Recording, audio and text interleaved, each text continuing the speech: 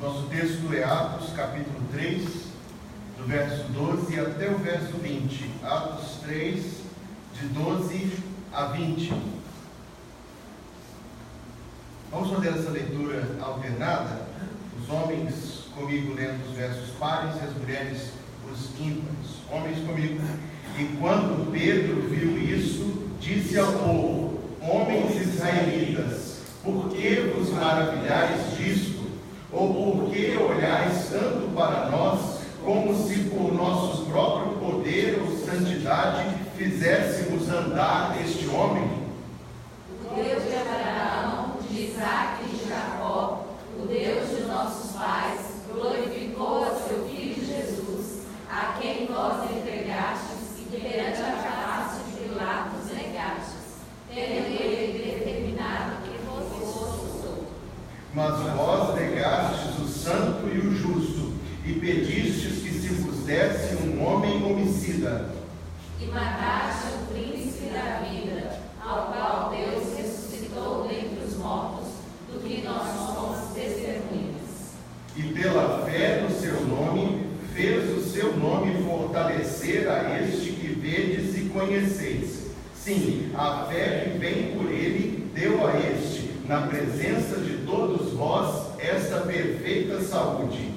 E agora, irmãos, eu sei que o fizestes por ignorância, como também os vossos príncipes.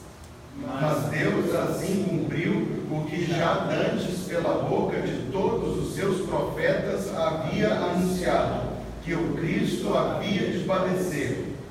Arrependei-vos, pois, e convertei-vos, para que sejam apagados os vossos pecados, e para que venham assim os tempos do refrigério, pela presença do Senhor. Todos, e envie ele a Jesus Cristo, que já antes vos foi pregado. E nós dizemos amém e amém. Pode se sentar.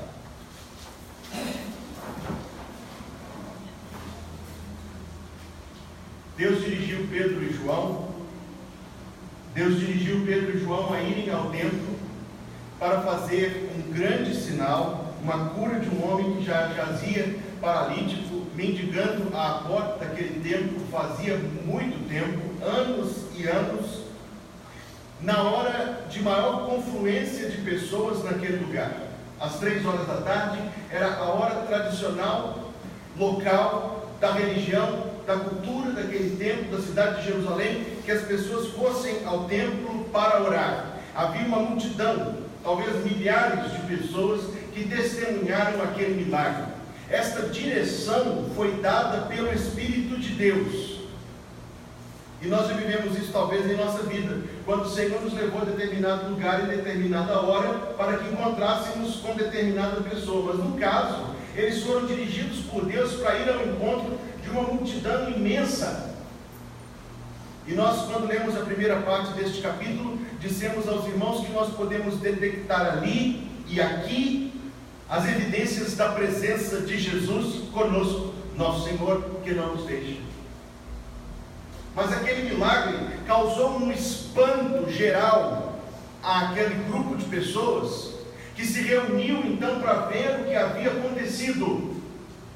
Então Pedro usa 2 expressões. Na primeira delas nós embasamos a pregação de hoje, e na segunda a nossa próxima pregação neste púlpito, quando Deus o permitir. A primeira expressão, no verso 19, ele diz: arrependei-vos e convertei-vos, para que sejam apagados os vossos pecados, e para que venham assim, note essa expressão, os tempos do refrigério, pela presença do Senhor. É a nossa pregação de hoje. Da próxima vez que o pastor estiver no púlpito, o pastor vai pregar na expressão do verso 21, os tempos da restauração de tudo. Mas não hoje. Hoje, os tempos do refrigério pela presença do Senhor. Uma expressão que Pedro usa para descrever a experiência de salvação. Então nós queremos com muita brevidade e nesta manhã de maneira muito clara e junto dos irmãos pensar no que é o estado do nosso coração antes da nossa conversão e das bênçãos que nós alcançamos depois daquela grande intervenção de Deus no dia em que nós nascemos de novo. A palavra refrigério, em grego anapsixis, traz a ideia de você estar com falta de ar e conseguir um fôlego muito bom que te reanima. Traz a ideia de você estar num calor intenso, como a gente tem experimentado esses dias, o sol quente, e aí você entra num lugar com ar-condicionado. Em breve nós vamos ter ar-condicionado aqui também, se Deus quiser. Olha isso. Eu não vou propor não, porque eu sei que passa. Veja, meus irmãos, que essa é a ideia do refrigério, é um alívio tão grande e que nos faz tão bem. Esta mesma palavra era usada para a pessoa que está carregando um peso muito grande. E no dia do aniversário da igreja, alguns irmãos carregaram este púlpito aqui, que foi feito de várias árvores, ou parece que foi, porque é pesadíssimo. E aí um irmão levou ele para lá, né, irmão Marcos? Eu e você carregando, e tinha hora que a gente punha ele no chão e sentia aquele refrigério. Mas depois tinha que pegar de novo para pôr no lugar certo. A ideia é, meus irmãos, de um favor que nos alivia, de uma graça que nos beneficia, que nos ajuda e que tira de sobre nós algo que traz muito incômodo, uma grande opressão. Essa é a figura da salvação do Senhor que está diante de nós esta manhã. Então vamos atentar verso por verso e tentar discernir os pontos e as verdades que temos aqui. Pedro viu isto. Que isto ele viu? Aquele grande agrupamento de pessoas ao redor de si, verso 12, e disse: homens israelitas, por que vos maravilhais disto? Ou por que olhais tanto para nós, como se por nosso próprio poder ou santidade fizéssemos andar este homem? Eis aqui o estado, o primeiro ponto, a primeira verdade que se nos revela sobre o coração não convertido, que ele tenta explicar as coisas pela capacidade do seu próprio raciocínio, desprovido da fé. Ele atribui aos homens as coisas que pertencem a Deus. Ele tenta achar alguma explicação para as coisas que existem e que acontecem, mas ele não conhece a verdade de Deus e todas as verdades que a verdade de Deus traz. Na vida de Jesus, um dia a voz do Pai falou e a multidão pensou que era um trovão ou que era um anjo. Quando Jesus fazia milagres tão grandes que de outra maneira não podiam ser explicados, diziam que era pelos demônios. Lembra disso? Pedro pôde discernir no olhar daqueles que estavam ali presentes a tendência do seu coração, ainda não concluída, mas já resolvida, era que eles iriam negar aquele milagre que tinha acontecido, de uma ou outra forma. Mas Pedro diz: não neguem que isto vem do Senhor. Queridos, nós conhecemos pessoas que nos querem convencer que o mundo veio à existência por causa de si próprio, das forças da natureza e não do Senhor. E nós conhecemos ideias deste mundo que tentam diminuir os milagres de Deus a meros acontecimentos sociais, e como quem diz que nós frequentamos a casa de oração por benefícios psicológicos, não por benefícios espirituais. Negar o agir de Deus é a essência da pecaminosidade do nosso coração. O apóstolo Paulo, descrevendo o estado humano na carta aos Romanos, diz que diante de tudo que Deus faz por nós e diante de tudo que Deus revela a respeito de si mesmo, o ser humano, conhecendo a Deus, Romanos capítulo 1, não glorifica a Deus como Deus e nem lhe deu graças. E este era o ímpeto, esta era a intenção daquele grupo, olhando para o milagre com certo espanto, mas suas mentes já resolvidas a atribuir aquilo a alguém, a algum outro fator, nunca ao Senhor Deus. Queridos, nós podemos, pela graça e eis o refrigério do Senhor, discernir a presença e o agir de Deus em nossa vida. Isto é porque a fé, isto é porque a graça de Deus eleva a nossa compreensão. Os antigos puritanos chamavam a fé de emancipação da mente, porque é isso que ela faz. Ela nos ajuda a compreender a realidade de Deus e o agir de Deus em nosso meio. Então nós percebemos e cremos e reconhecemos e amamos a presença do Senhor. Não estamos mais atrelados às algemas do racionalismo puro. Confia no Senhor e não te estribes no teu próprio entendimento. Reconhece-o em teus caminhos e Ele endireitará as tuas veredas. Livro dos Provérbios, capítulo 3, versos 5 e verso 6. Adiante, Pedro continua o seu discurso, porque há uma verdade dura para nós reconhecermos. O Deus de Abraão, de Isaque e de Jacó, o Deus de nossos pais, glorificou a seu Filho Jesus, a quem vós entregastes, e perante a face de Pilatos negastes, tendo ele determinado que fosse solto. Mas vós negastes o santo e o justo, e pedistes que se vos desse um homem homicida. E verso 15, matastes o príncipe da vida. Ora, a nossa explicação natural para isso é: eu não estava lá. Eu não estava lá no dia do julgamento de Cristo para pedir Barrabás. Eu não estava lá, eu nem havia nascido no dia do julgamento de Cristo para exigir que ele fosse crucificado. Eu não tenho, a nossa mente natural tenderá a pensar, eu não tenho culpa na morte de Cristo na cruz. Mas a verdade da palavra de Deus, meus queridos, é que temos culpa da morte de Cristo na cruz. Temos culpa da morte de Cristo na cruz, no sentido que a cruz foi causada pela nossa culpa. Só houve cruz porque há pecado em nós. A culpa da cruz é nossa porque nós perpetuamos o comportamento de injustiça, de iniquidade, que na cruz se manifesta de forma clara. E direi mais: é exatamente porque nós reconhecemos que a nossa culpa, é exatamente porque nós reconhecemos que temos culpa na crucificação, que a cruz se torna para nós paz, alegria e esperança em Deus.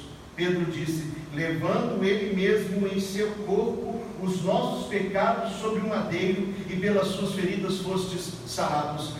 Quando eu entendo que Cristo estava na cruz em meu lugar, por minha culpa, por causa dos meus pecados, a cruz se torna para mim um emblema de salvação sem igual, de vitória e de paz com Deus, pois se meus pecados estavam lá, Ele, o Salvador, pagou por elas. O comportamento aqui descrito é este. Ele diz assim: vós negastes o Filho de Deus. Essas palavras foram usadas ao longo da história como uma acusação contra o povo judeu. Mas eu digo aos irmãos que essas palavras não são acusação contra o povo judeu somente, contra nós também. O nosso comportamento de vida era este: negar o santo e o justo. Nós vivemos um país verdadeiramente que a população, na sua grande maioria, se diz cristã. Mais de 80%, muito mais de 80% da população do Brasil se diz cristã. Mas esta confissão, aos olhos de Deus, é a confissão daqueles que com a sua boca dizem uma coisa, mas com seu coração amam outras, e com a sua vida fazem outras. A confissão cristã do Brasil, Deus não a aceita, porque são as bocas daqueles que jamais diriam com as suas palavras que negam o santo e o justo, mas que com seu comportamento negam, são contrários e rebeldes continuamente à santidade e à justiça de Deus. Negastes, ele diz, o santo e o justo. Pedistes que se vos desse um homicida. O nome dele, Barrabás. Um agitador, um motineiro, um assassino e um ladrão. Mas as pessoas que estavam diante de Pilatos eram pessoas profundamente religiosas, profundamente esclarecidas, altamente educadas, capazes de fazer uma escolha desta, trocar o santo, o justo, por um homicida. Ah, meus queridos irmãos, irmãos amados, esta é a perversão da nossa vontade, pois queremos o que é mal. O apóstolo Paulo descreveu que as coisas que faziam os seus leitores antes da sua salvação eram coisas das quais se envergonhavam, e nós entendemos isso. Quem de nós nunca fez escolhas na sua vida que queria não tê-las feito depois? Mas as escolhas que fazemos contra Deus são de todas as piores. O vício da nossa carne, que nós somos maus, egoístas, desejamos vaidades e coisas que Deus não aprova. É como uma força magnética. Se você adquirir uma bússola, para onde ela vai apontar? Para o norte. Até li recentemente na National Geographic que o polo norte magnético está mudando, de onde é para onde será. Estão tentando calcular essa mudança, mas a bússola sempre infalivelmente vai apontar para o norte. Porque quando eu era criança, a minha professora me ensinou a fazer uma bússola com uma agulha. Você passava ela no imã assim, não é? Põe em cima da rolha, na água, e ela ia boiar até apontar para o norte. E o nosso coração sempre é atraído para a rebeldia contra Deus. Uma força predominante que nos leva a escolher naturalmente, na maioria das vezes a nossa primeira escolha, aquilo que não é o que Deus deseja para nós. Não é uma força que violenta a nossa vontade, ela simplesmente concede à nossa vontade aquilo que ela já deseja. Por isso o apóstolo Paulo escreveu que dentre os que estão mortos em delitos e pecados, entre os quais também todos nós andávamos antes, nos desejos da carne, fazendo a vontade da carne e dos pensamentos, e éramos por natureza filhos da ira, como também os demais. Jesus disse aos seus ouvintes: não quereis vir a mim para terdes vida. Não quereis, e esse é o problema. Você, meu irmão e minha irmã, no dia em que foi salvo por Cristo, recebeu de Deus um refrigério, um alívio, o alívio de poder escolher as coisas que agradam o Senhor e não somente aquelas que lhe desagradam. Essa foi a libertação da nossa vontade. Deus rompendo algemas, pesos terríveis que nos prendiam, torna-se possível para nós escolher, obedecer e agradar o Senhor. É o novo coração que Deus nos dá. Quando estamos diante das nossas escolhas, meus queridos, devemos ser muito atentos então ao ímpeto da nossa vontade, pois assim como as agulhas magnetizadas apontam para o norte, o nosso coração inclina para aquilo que não devemos fazer. Nós temos o Espírito de Deus em nós, recebemos de Deus um novo coração, recebemos de Deus uma nova vida e uma nova mente, e podemos, com a ajuda do Espírito Santo, fazer aquilo que agrada a Deus. A cruz do Calvário em si é tão horrenda, a cruz do Calvário em si é tão dolorosa e tão injusta, mas para nós ela significa uma verdade gloriosa daquilo que Cristo fez por nós e daquilo que Ele nos dá. O nosso inário já de 128 anos,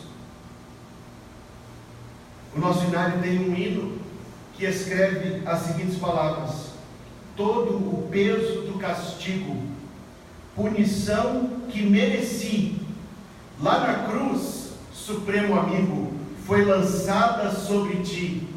Vou cantando, minha culpa estava ali. Nosso supremo amigo levou sobre si nossa culpa, para nos dar gratuita e graciosamente os tempos de refrigério, este alívio de poder viver uma vida diferente. Verso 17, ele diz: irmãos, eu sei que o fizestes por ignorância. Então, ótimo, se por ignorância, eu não tenho culpa, eu não sabia.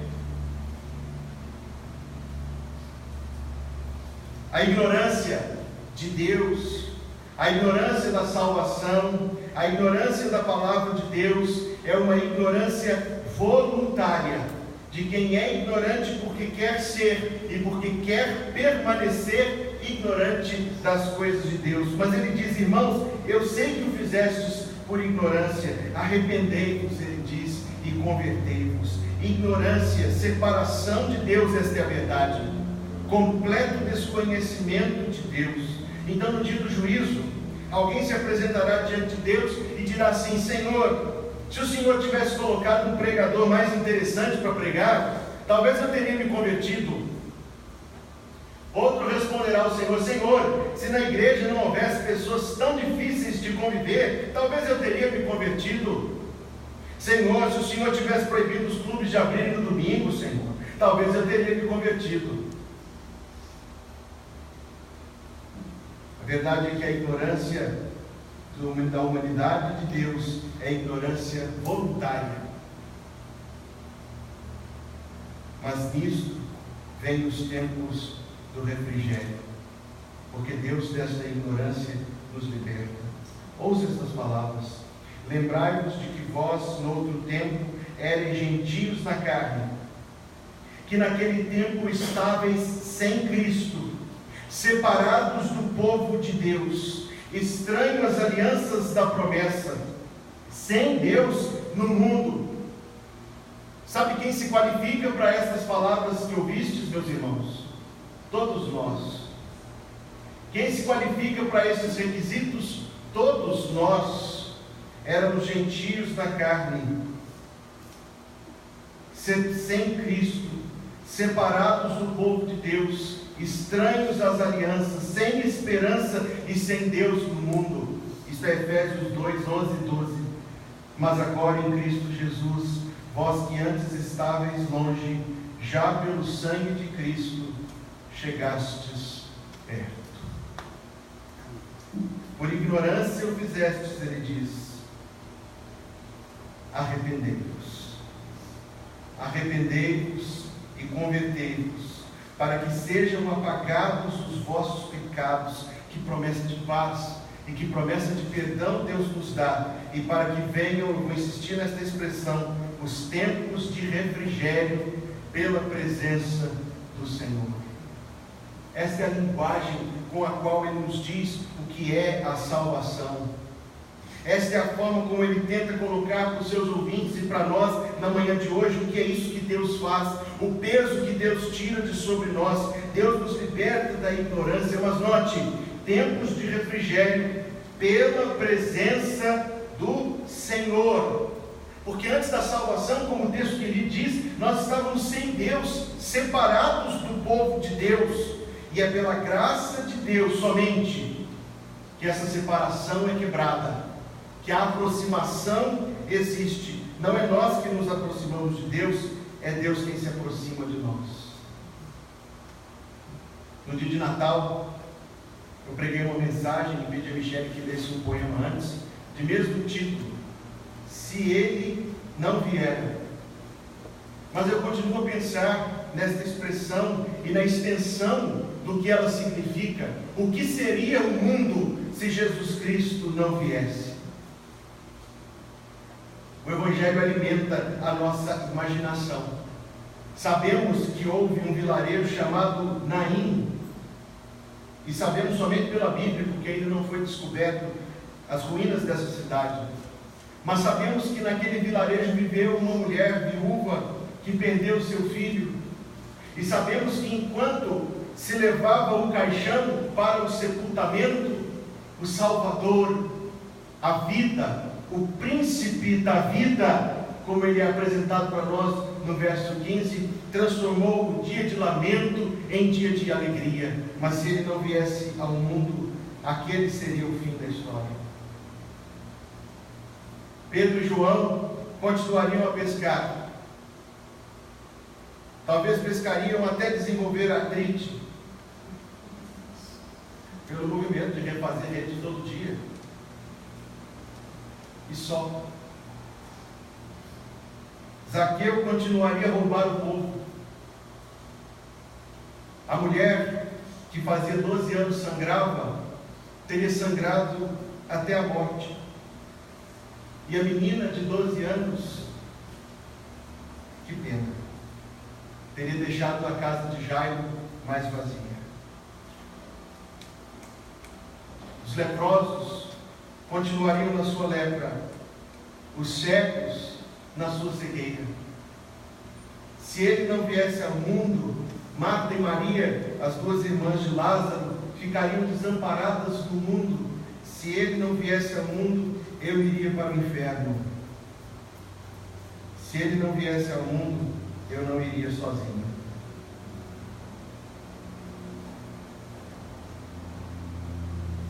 Na salvação,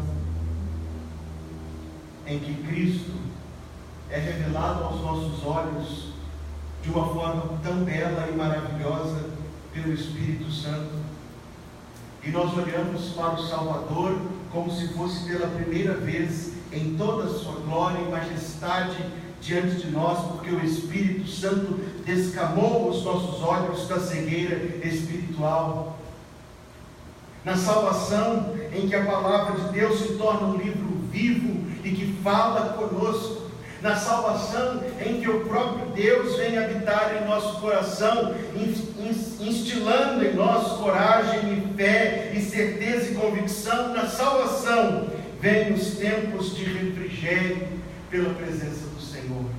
A presença de Deus em nossa vida, um constante refrigério, ainda que enfrentando tentações.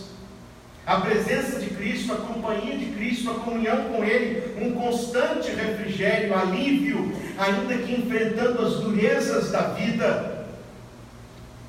O acesso à presença de Deus.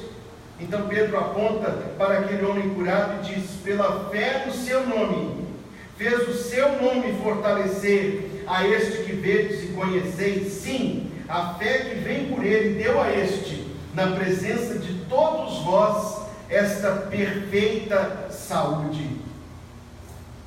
Que contraste, porque meia hora antes, aquele homem estava totalmente enfermo e aleijado e prostrado na porta do templo, e os outros, capacitados, ricos, inteligentes, privilegiados, andavam por ali fazendo o que faziam, mas agora a verdade dos olhos de Deus é mostrada. O nome de Cristo, a fé que vem por Cristo, deu a este perfeita saúde. Lembra-se que lá no verso 8, ele se saltou, se pôs em pé e entrou com eles no templo, andando, saltando e louvando a Deus. E depois que eu preguei no domingo passado, é que eu enxerguei aqui uma verdade espiritual tão grande, andando, saltando e louvando a Deus.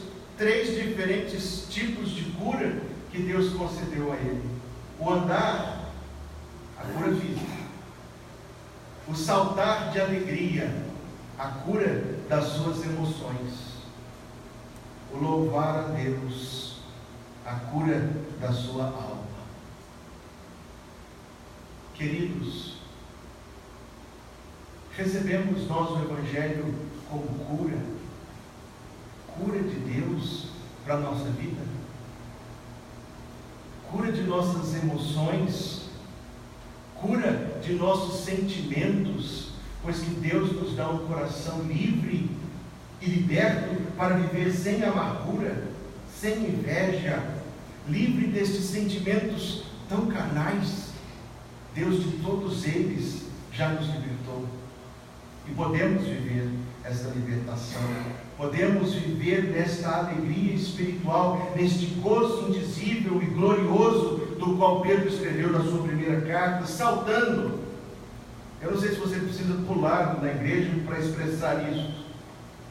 Acredito até que não.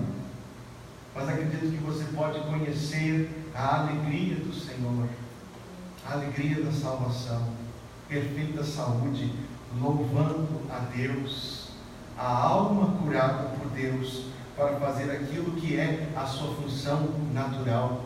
Se você tem um órgão no seu corpo, e aquele órgão não faz aquilo que devia fazer, o que você me diz, doutor?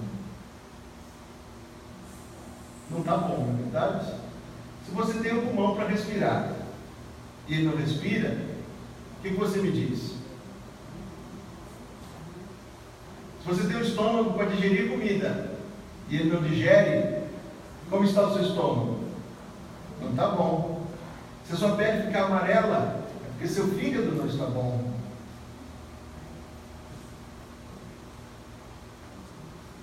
Nós fomos criados com a função de louvar e adorar o Senhor. Se não o fazemos, estamos doentes. Bem diz a Bíblia, mortos. A salvação é cura. Por isso, o verso 26, ressuscitando Deus o seu Filho Jesus, primeiro o enviou a vós para que nisso vos abençoasse, no apartar a cada um de vós das vossas maldades. E esta é a mensagem. Cristo traz a nós uma vida em que nós podemos experimentar o alívio de Deus, o refrigério de Deus. Esta é a salvação. Vivemos debaixo da graça, uma nova vida, um novo coração, coração nutrido por Deus, coração capacitado por Deus para viver segundo o arrependimento e a fé e o perdão dos pecados, o alívio da culpa, o renovo em esperança, a firmeza no Senhor, o enchimento do Espírito Santo. Diante destas verdades, você conhece esse refrigério do Senhor? Você conhece esta vida que Cristo dá? Se sim, você não se alegra nisso? Você não glorifica o Senhor para sempre? Se sim, você não é grato, meu amigo e minha amiga, por poder ser um filho e uma filha de Deus? Você não sente o seu coração transbordando de gratidão pela grande misericórdia do Senhor que te salvou? Se não, se seu coração ainda não conhece estes puros sentimentos da salvação, creia no Senhor Jesus e serás salvo. Devo concluir, mas antes eu queria que você atentasse para aquilo que cantaremos depois. Triste e sombrio foi meu viver, longe de ti, meu Salvador. Paz e perdão de ti venho obter, junto de ti, Senhor. Foi grande a luta da provação, tenho sofrido muita aflição. Para confortar o meu coração, eu venho a ti, Senhor. Diante disso nós dizemos, minhas vaidades atirarei longe de mim, nosso Salvador, pois teu querer será minha lei, servir-te-ei, Senhor. O teu amor desejo provar, a tua graça quero gozar, sempre contigo almejo ficar, teu sempre quero ser. Medo da morte nunca terei, perto de mim tu sempre estás, pois ao teu lado deserto eu irei, tu me receberás. Junto de ti, pois quero viver, junto a ti eu vou combater, junto a ti vencer ou morrer, Cristo, meu Salvador. Vamos ficar em pé e cantar este hino. Triste e sombrio foi meu viver.